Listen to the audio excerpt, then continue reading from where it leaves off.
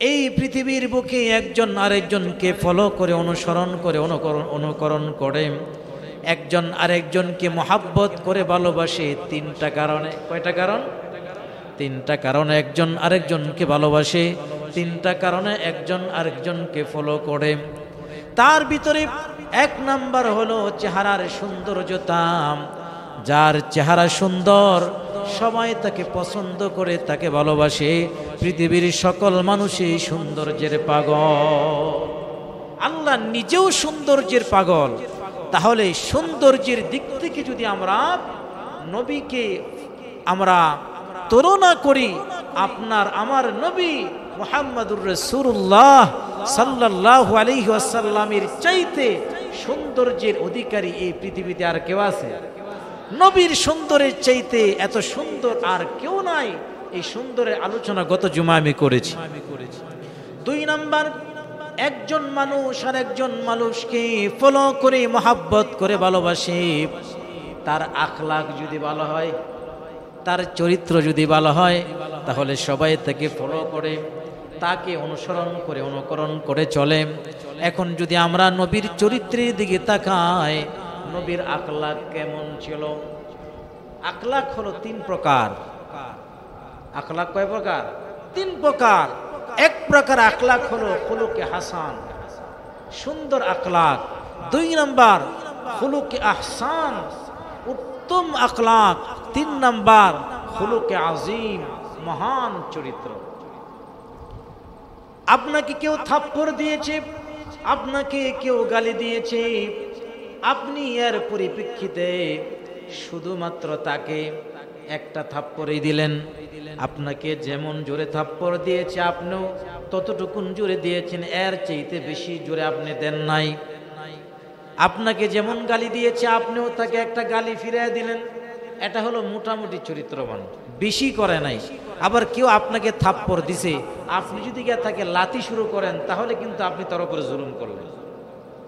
সমান সমান, এটা হলো ভালো চরিত্র। আর উত্তম চরিত্র হলো আপনাকে কেউ গালি দিল, আপনাকে কেউ আঘাত করলো, আপনি পাল্টে তাকে আঘাত করলেন না, বরং আপনি তাকে বললেন যে আমি ক্ষমা করে দিলাম। এটা হলো উত্তম চরিত্র। আর তিন নাম্বার হলো মহান চরিত্র, যেটাকে খুলুকে আজিম বলা হয়। আপনাকে থাপ্পড় দিল, থাপ্পড় দেওয়ার পরে যে ব্যক্তি থাপ্পড় দিয়েছে, ওই লোকটাকে আপনি বললেন, ভাই আপনি যে আমাকে থাপ্পড় দিয়েছেন, আপনার হাতে কি ব্যথা পেয়েছেন নাকি? সুবহানাল্লাহ পড়ি। এই চরিত্রটা একমাত্র আপনার আমার নবী, বিশ্ব নবী, মহানবী রাসূল করিম সাল্লাল্লাহু আলাইহি ওয়াসাল্লামের ছিল। যার কারণে নবীজির আখলাক সম্পর্কে স্বয়ং আল্লাহ পাক রব্বুল আলামিন সার্টিফিকেট দিলেন। কি সার্টিফিকেট? আল্লাহ নিজে বলেন, ইন্নাকা লা'আলা খুলুকিন আযীম।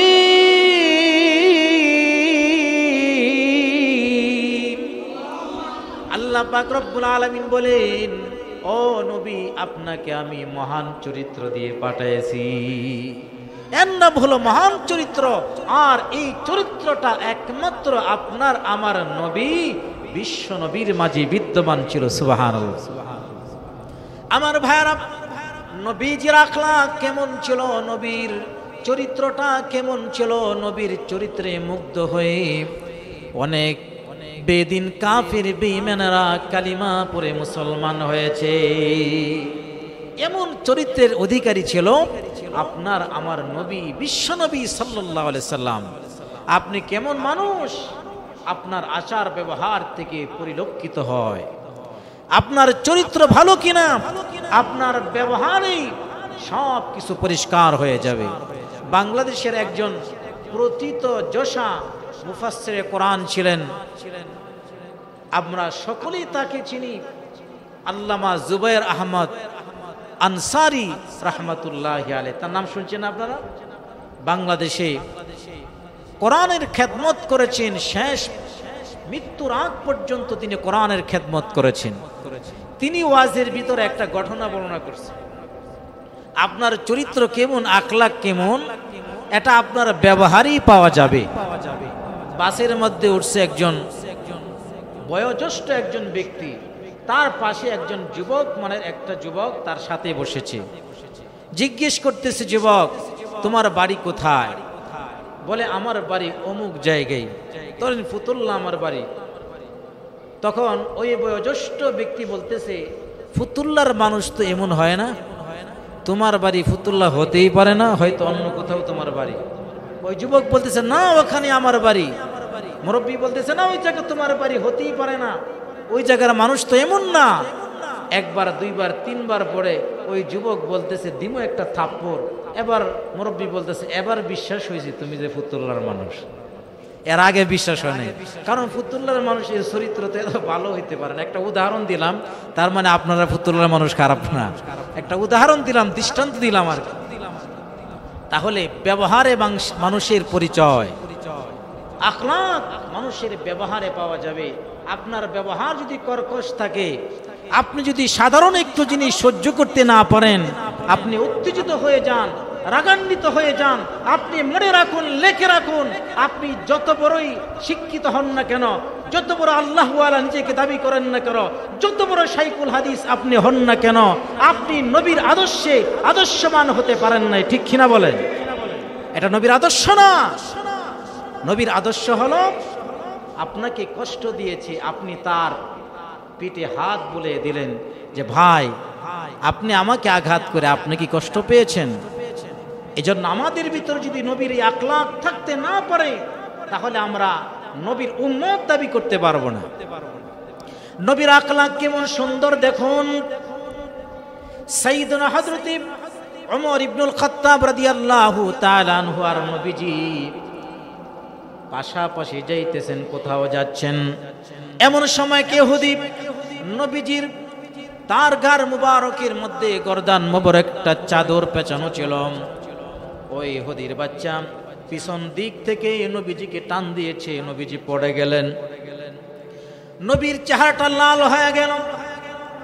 নবীর চেহারা যখন লাল হয়ে যেত, এমন অবস্থা হয়েছে যেন মনে হয় আনারের রসগুলো নবীর তার চেহারা মুবারক দিয়ে পড়তেছে। আল্লাহর পয়গম্বর বিশ্ব নবী রাসূল আরবি সাল্লাল্লাহু আলাইহি সাল্লাম পিছনের দিকে পড়ে গেলেন।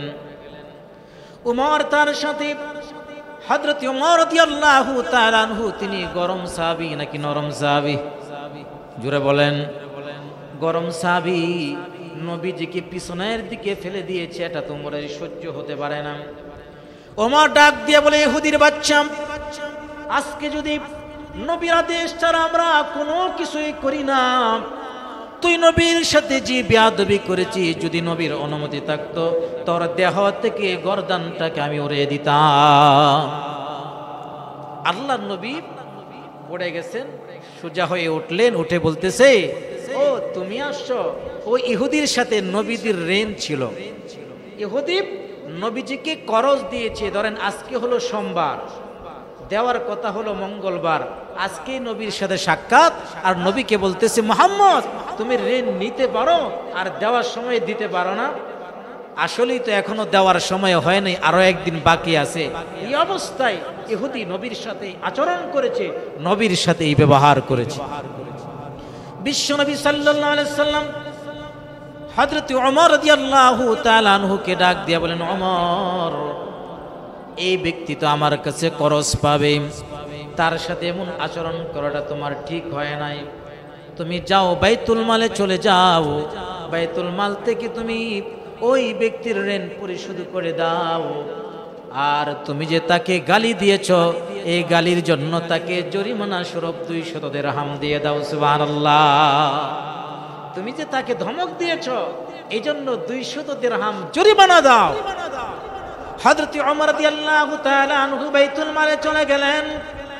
ইহুদিকে ডাক দিয়ে বলে, ইহুদি, এই নাও তোমার পাওনা, আর এই নাও তোমার, আমি যে তোমাকে ধমক দিয়েছিলাম, জরিমানা। ইহুদি ডাক দিয়া বলে, ওমর,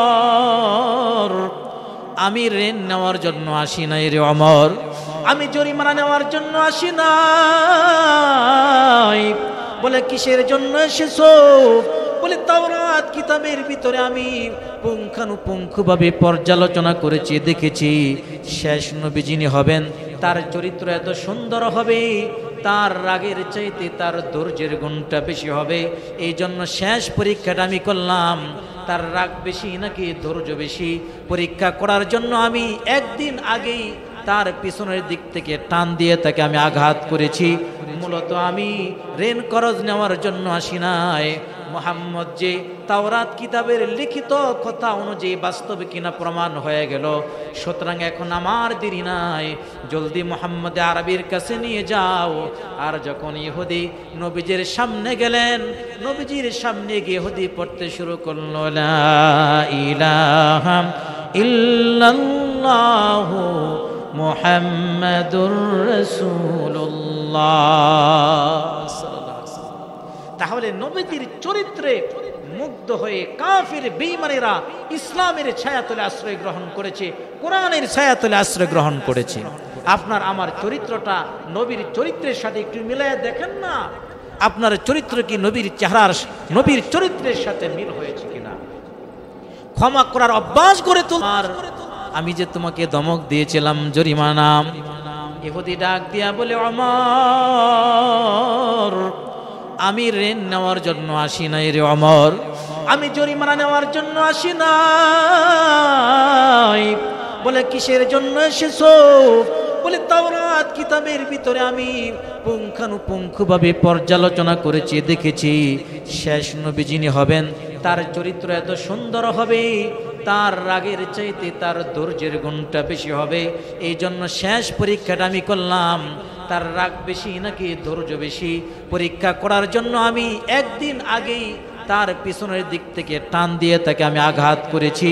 মূলত আমি ঋণ করজ নেওয়ার জন্য আসি নাই। মুহাম্মদ যে তাওরাত কিতাবের লিখিত কথা অনুযায়ী বাস্তবে কিনা প্রমাণ হয়ে গেল, সুতরাং এখন আমার দেরি নাই, জলদি মুহাম্মদ আরবির কাছে নিয়ে যাও। আর যখন ইহুদি নবীজির সামনে গেলেন, নবীজির সামনে গিয়ে ইহুদি পড়তে শুরু করল, লা ইলাহা ইল্লাল্লাহু মুহাম্মাদুর রাসূলুল্লাহ। তাহলে নবীজির চরিত্রে মুগ্ধ হয়ে কাফির বেঈমানেরা ইসলামের ছায়াতলে আশ্রয় গ্রহণ করেছে, কোরআনের ছায়াতলে আশ্রয় গ্রহণ করেছে। আপনার আমার চরিত্রটা নবীর চরিত্রের সাথে একটু মিলিয়ে দেখেন না, আপনার চরিত্র কি নবীর চেহারার, নবীর চরিত্রের সাথে মিল হয়েছে কিনা। ক্ষমা করার অভ্যাস করে তুললে আপনার আমার নবীর চাইতে শ্রেষ্ঠ আখলাক এই পৃথিবীর ভিতরে আর কারো নাই।